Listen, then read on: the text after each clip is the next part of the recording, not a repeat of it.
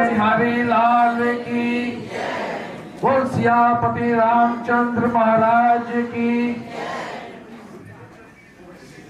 बड़ी खुशी से आपको मैं ये चीज बता रहा हूं, पूरे भारतवर्ष के अंदर हिंदू जागरण मंच की तरफ से एक धर्म सम्मेलन सब हर जगह किया जा रहा है। हमारे यहाँ भी काफी गीता मनीषी के श्री दीपक सिन्हा जी हैं, जो भी पंजाब इंजीनियरिंग कॉलेज में चंडीगढ़ के पढ़े हुए हैं, MBA गोल्ड मेडलिस्ट हैं, 15 साल तक इन्होंने गणित के प्रोफेसर भी रहे हैं, अध्यात्म के मार्ग से काफी जुड़े हुए हैं। पीछे आपने इनको, हमारा जब गीता जयंती समारोह हुआ था तब भी आपने देखा होगा, और गीता के प्रकार के विद्वान हैं, ये हमारा मार्गदर्शन करते हैं। तो मैं शर्मा जी से अनुरोध करूंगा कि एक का साथ में स्वागत करते जाएंगे।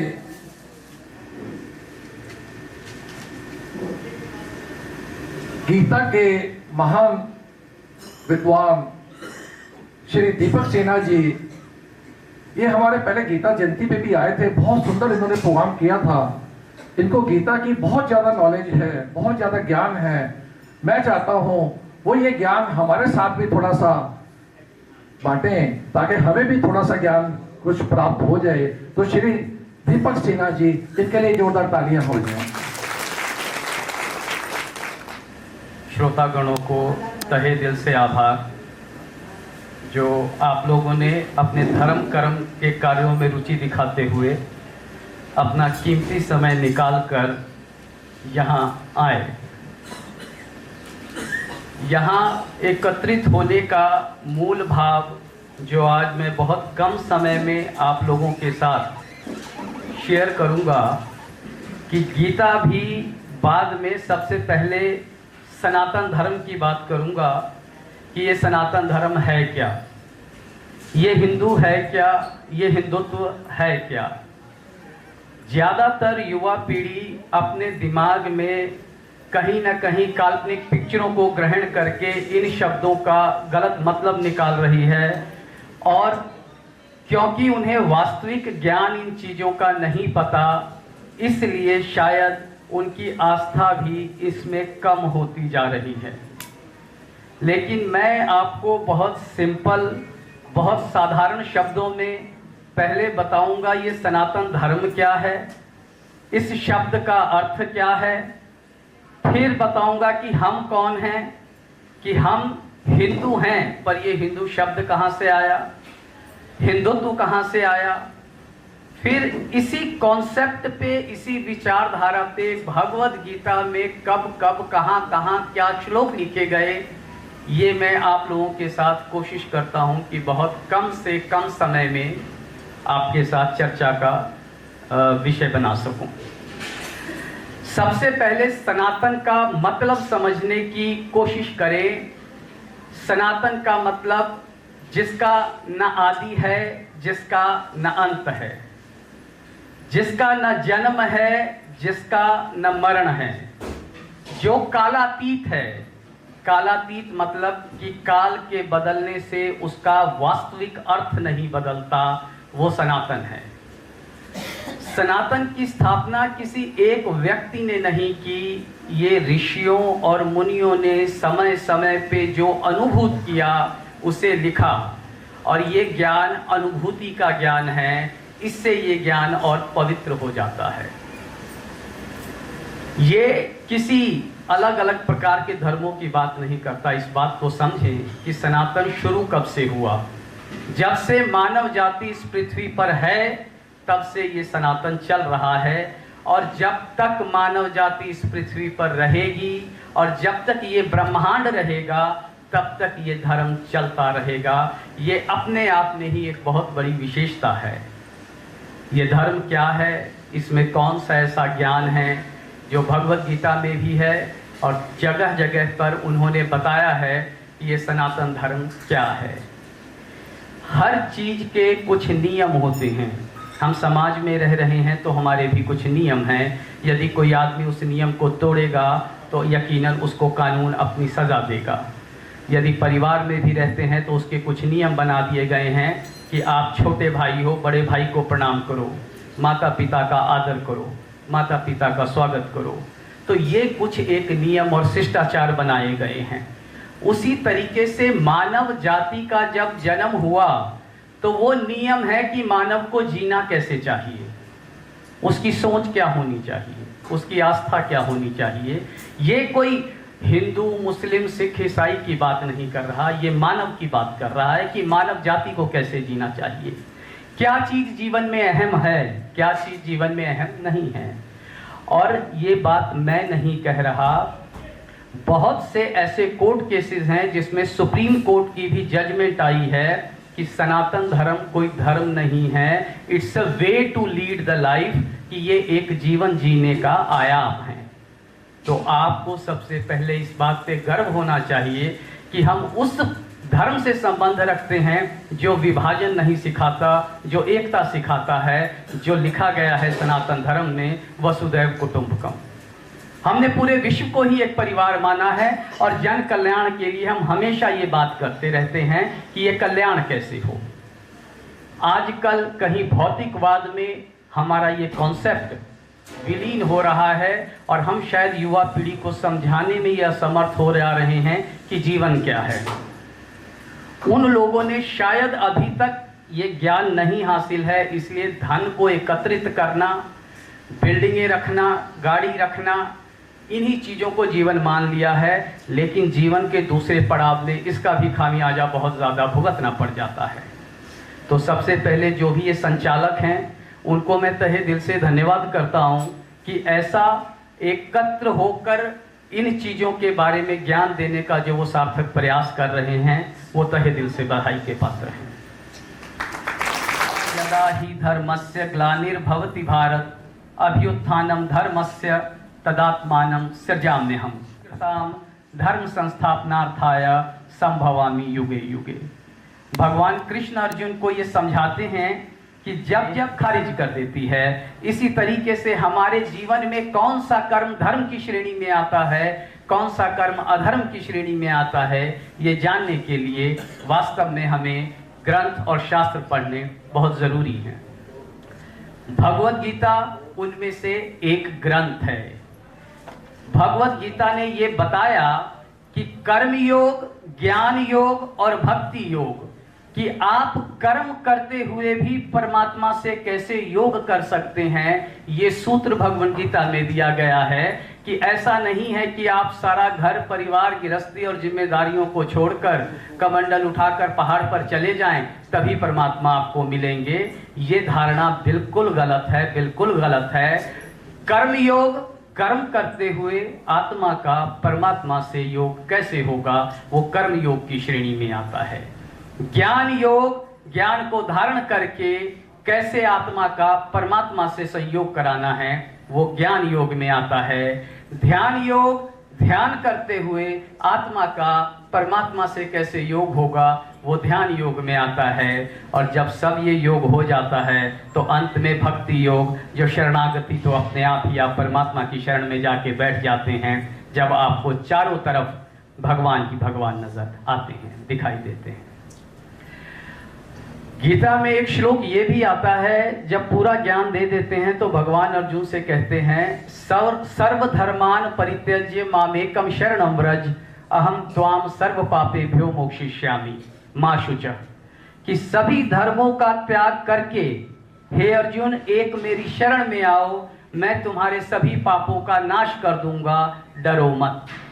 अब ये धर्म का मतलब ये कोई अलग अलग धर्मों की बात नहीं कर रहे हैं, हिंदू धर्म, मुस्लिम धर्म, सिख धर्म, ईसाई धर्म, कोई भी धर्म। ये धर्म जो है, पहले इस धर्म को समझना होगा कि इंसान के अंदर जो गुण हैं, जो गुण का मतलब किसी के अंदर ज्ञान देने का गुण हो सकता है, किसी के अंदर क्षत्रिय है तो वीरता का गुण हो सकता है, किसी के अंदर अर्थ प्रबंधन का गुण हो सकता है। हर आदमी के अंदर गुण अलग अलग होते हैं और अपने गुणों के आधार पे किए जाने वाला कर्म ही धर्म होता है।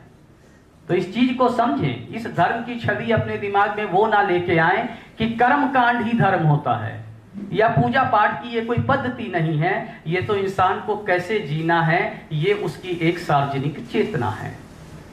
और जब तक ज्ञान एक है सुनने के लिए, एक है ज्ञान जब हमारे अंदर उतर के चरितार्थ हो जाता है, तब हमारे आचरण में, हमारी वाणी में, हमारी सोच में वो ज्ञान दिखता है। और जब तक कोई भी ज्ञान हमारे आचरण में आके चरितार्थ नहीं होता, तब तक वो ज्ञान सिर्फ दिखावा है। कर्म करें, यदि ज्ञान ना हो तो कर्म शुष्क है, और यदि कर्म ज्ञान के साथ हो रहा है तो भक्ति है। तो इस चीज को समझें कि अपनी चेतना को जागृत करते हुए दैनिक दिनचर्या में भगवान से कैसे जुड़ना है, यही हिंदू है। अब ये हिंदू शब्द कहां से आया? पहले एक नदी होती थी सिंधु। सिंधु घाटी के दूसरी तरफ जो लोग रहते थे, विदेश के यात्री उन्हें सिंधु से हिंदू कहने लग गए। और हिंदू वो लोग हुए जिनको सनातन धर्म की पद्धति से अपना जीवन जीने आता है। सनातन धर्म वो विचार जो यूनिवर्सल है, जो भेदभाव नहीं सिखाता, जो वसुदैव कुटुंबकम सिखाता है, उस विचारधारा पे जो लोग जीवन जीते हैं वो हिंदू हैं। और ये चेतना जो है वो हिंदुत्व कहलाती है। हमें इस चेतना को एक दूसरे में संचार करना है, हमें इस चेतना को एक दूसरे के साथ शेयर करना है। क्योंकि यदि प्रैक्टिकली आज के दौर में भी देखें तो ये डायबिटीज़ की बीमारी इतनी ज़्यादा बढ़ चुकी है कि मंदिरों में भीड़ कम है, पर कहीं अस्पताल में जाके देखें आप 5-5, 10-10 किलोमीटर तक इतनी लंबी लाइन लगी हो रही है कि उनको समझ में नहीं आ रहा ये प्रॉब्लम क्या है। घर घर में तनाव इतना हो चुका है कि भाई भाई में नहीं बन रहा है, पिता पुत्र में नहीं बन रहा है, ऐसी स्थितियां आ चुकी हैं। इनका मूल कारण है कि हम अपने आचरण से भटक गए। हमारा जो कॉन्स्टिट्यूशन है, जो परिवार का धर्म है, हर चीज का धर्म है, परिवार धर्म है, राज धर्म है, इन चीजों के धर्म से अलग होकर हम कार्य कर रहे हैं तो कहीं ना कहीं उसके रेपरकशंस, उसके प्रभाव तो समाज पर दिखेंगे। कोई भी चीज, त्याग नाम का शब्द हमारे जीवन से ही हट गया। हमारे पास सब चीज आता रहे, लेकिन यदि हमें किसी को करना पड़े तो हमें तनाव आ जाता है। तो ये सब चीजें जो हैं, ये खुद जब आप शास्त्र पढ़ेंगे, शस्त्र पढ़ेंगे, तो आप, शस्त्र बोल गया हूं, शस्त्र का भी एक अलग पहलू है वो बात। जब आप शास्त्र पढ़ेंगे तो आपको ये अनुभूति होगी कि ये जीवन है क्या। कभी शांति से आप सोचे, न जन्म आपकी इच्छा के अनुसार से हुआ, कब आपका मरण होगा न ये आपको पता। तो ये संचित किस दिन के लिए इंसान करता है, और एकत्र करते करते उसकी विचारधारा इतनी कुंठित हो जाती है कि वो बीमारियों का आमंत्रण देने लगता है, और फिर अपने आप अपनी ही उस कुंठित विचारधारा में खत्म होके तड़पता हुआ मर जाता है। तो सवाल ये है कि जब शांति की मौत ही नसीब नहीं तो ऐसा जीवन भी क्या करें। और मौत की घड़ी को भी भगवत गीता में इतनी इंपॉर्टेंट घड़ी बताई गई है, यम यम वापी स्मरण भावम त्यजत्यन्ते कलेवरम तम तमेवैति कौन्तेय सदा तद भाव भावितम। कि हे अर्जुन, मरते समय इंसान जिस भी भाव को अपने दिमाग में लाता है उसका अगला जन्म उसी रूप में हो जाता है। मतलब कि यदि आप मरते समय किसी पदार्थ या वस्तु को स्मरण करते हुए मर रहे हैं, या किसी परिवार की मोह माया को स्मरण करते हुए मर रहे हैं, तो आपका अगला जन्म उसी मोह माया के अनुसार दोबारा पुनर्जन्म होगा। और यदि मृत्यु के समय आप भगवत को दिमाग में धारण करते हुए भगवान का नाम लेते हुए मरते हैं तो उसे मोक्ष प्राप्त होता है। क्योंकि माने या ना माने, ये सभी माताओं और बहनों को पता होगा कि जीव की 84 लाख योनियां हैं, और उस योनि में हम बहुत भाग्यशाली हैं कि हमें मानव योनि मिली है। वो भाग्यशाली इसलिए हैं क्योंकि हम ही हैं जिसे ये सुविधा दी गई है कि हम परमात्मा को स्मरण करके अपने आप को इस जन्म बंधन के चक्र से मुक्त कर सकते हैं। नहीं तो फिर जन्म और मरण के इसी चक्र में हम फंसे रहेंगे।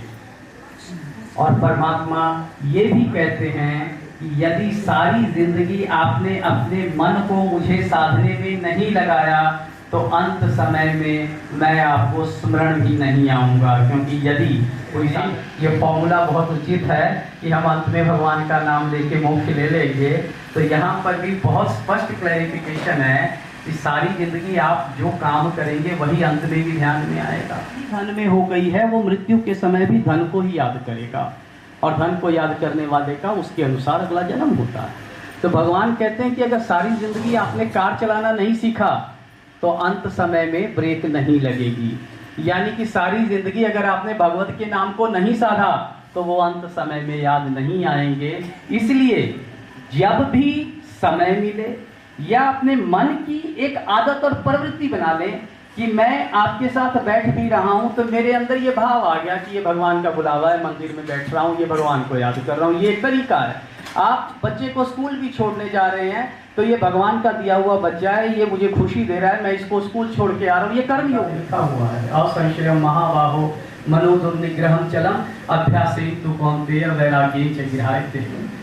कि हे कुंती पुत्र की मन को काबू करना डिफिकल्ट है, मुश्किल है, पर नामुमकिन नहीं है। अभ्यासेन तु कौन्तेय वैराग्ये च गृह्यते। अभ्यास और वैराग्य की तलवार से आप इस मन को काबू करेंगे। आप अगर आप देखें रोज यदि आप एक ही कार्य करते हैं तो ऑटोमेटिकली जब आपको कार्य करने का समय होता है तो आपके मन में एक अलग ही उत्साह और उमंग आ जाता है। हम कोई चीज़ अपनी भलाई के लिए, मुझे तो ये भी नहीं पता कि भगवान से मांगूं क्या। भगवान के आगे झुक के सिर्फ इतना ही कहता हूँ कि परमात्मा जो ही विधि नाथ होई हित मेरा करहु सुबेगी दास में तेरा। तो इतनी बड़ी सृष्टि आप चला रहे हैं, मुझे पता ही नहीं मेरा हित किसमें और अहित किसमें, वो फैसला भी तो आप ही ने करना है। क्योंकि हमारी बुद्धि कुछ दूर तक सोच सकती है, कुछ छोटी घड़ी प्लानिंग कर सकती है, हालांकि वो भी एग्जीक्यूट होगा कि नहीं होगा ये परमात्मा को ही पता है। तो जब इतनी बड़ी सृष्टि 80-90 साल की आपकी उम्र है, दिन में 24 घंटे हैं, हर घंटे में 60 मिनट है, 60 मिनट में 60 सेकंड है, और प्राण जाने में तो क्षण भर ही लगता है। तो किस घड़ी कब कहाँ क्या होगा मुझे कुछ नहीं पता। जब आप भक्ति योग में आ जाते हैं तो कहाँ मेरा भला है और क्या करना है वो भी परमात्मा पर ही छोड़कर आप शरणागति हुए तो आप ये महसूस करेंगे कि जीवन का वास्तविक आनंद आपको आने लगा है। डिस्टर्बेंस होती ही तभी है जब हम चाह रहे हैं कि परिस्थितियों को कंट्रोल करें, जब हम चाह रहे हैं परिस्थितियां हमारे हिसाब से चलें। लेकिन ये हिंदू धर्म, सनातन धर्म और हिंदुत्व ये सब एक ही पेड़ की जड़, टहनियाँ, शाखाएं हैं। और वृक्ष को यदि हरा भरा करना है तो अपने आप को 24 घंटे भगवान में, भगवत भक्ति में, अपने हर कृत्य में, अपने हर विचार में भगवान का नाम धारण करें। यही जीवन जीने का वास्तविक मूल है। जब आप ये धर्म का आचरण कर रहे हैं तो आप ये नोट करें कि सनातन धर्म इस सृष्टि के सभी नियमों के बारे में बात करता है कि जीवन जीना कैसे चाहिए। और ये हिंदू और हिंदुत्व उसी विचारधारा की एक पहचान है कि जहां आपको भगवान के आगे बैठना है, स्मरण करना है। मोबाइल जो है, मोबाइल आप सारा दिन इस्तेमाल करते हैं, रात में चार्जिंग पे लगाते हैं ना, नहीं तो एग्जॉस्ट हो जाता है। आपने अपने दिमाग को चार्जिंग पे कब लगाया है? कभी सोचो। सारा दिन इतनी क्रियाक्रम करके एग्जॉस्ट हो जाते हो। चार्जिंग पे लगाना मतलब अपना दिमाग एक तरफ रख के भगवान की शरण में माथा टेक दो, वो चार्जिंग है। जब तक आप ये बोझ लिए चलोगे कि मेरा कल ये होना है, कल वो होना है, बेटा क्या बनेगा, मेरा ये जीवन क्या होगा, क्या मेरा हेल्थ ठीक रहेगा, आप डिस्चार्ज हो रहे हो, आपकी एनर्जी डिसिपेट हो रही है, निकल रही है। तो हकीकत ये है कि कोई अपना सगा नहीं, भगवान तूने जिसको भेजा है हर एक का कर्म का अकाउंट अलग अलग है। बस ये अपने आप को शरण में करो, भगवान का नाम लो, शास्त्रों को जरूर जाके पढ़ें कि क्या ज्ञान है, क्या चीज़ है, जीवन में लाने के लिए आप उनको तत्पर रहें। यही भगवत से मेरी प्रार्थना है कि यहाँ की संगति में कम से कम एक मैसेज मैं ये ईमानदारी के साथ देकर जाना चाहता हूँ कि आप अपने कर्म और विचारों में बदलाव करें और भगवान से जुड़ें। ये 2 थ्योरी है, अगर ये बातें तो कभी ख़त्म नहीं होंगी, याद आ जाती है, लेकिन आपके साथ शेयर करना ज़रूरी है क्योंकि ऐसे मंच पे ऐसे ज्ञान बहुत ज़रूरी हो जाते हैं। आपने कभी देखा होगा कि बंदर का बच्चा बंदर को कैसे पकड़ता है? बंदर का बच्चा अपनी माँ को नीचे से पकड़ के रखता है। जब आप भक्ति शुरू करते हैं तो आपको उस बंदर के बच्चे की तरह परमात्मा को पहले पकड़ के रखना पड़ेगा। ये आपकी ड्यूटी है पहले जब शुरू करना है, कि मैं गिरूँ ना, मैं डेली पाठ कर लूँ, मैं मंदिर चली जाऊँ, या मैं माइंड को कंट्रोल करके भगवान में लगाऊँ। ये आपकी ड्यूटी है। और जब आप इसमें थोड़ा प्रशक्त हो जाते हैं, फिर बिल्ली के बच्चे को आपने देखा होगा कि बिल्ली अपने बच्चे को खुद मुंह से उठा लेती है, तब परमात्मा आपको खुद उठा लेंगे। शुरुआत आप करें, 10 कदम आप बढ़ाएं, भगवान खुद आके, कोई टेंशन नहीं है। जिसने सृष्टि साजी है उसकी टेंशन है। हमारा काम ये है कि उसकी आस्था पे विश्वास बनाकर निमर होके सिमरण करते हुए चलते रहना। इसी के साथ सभी भक्तजनों का तहे दिल से धन्यवाद।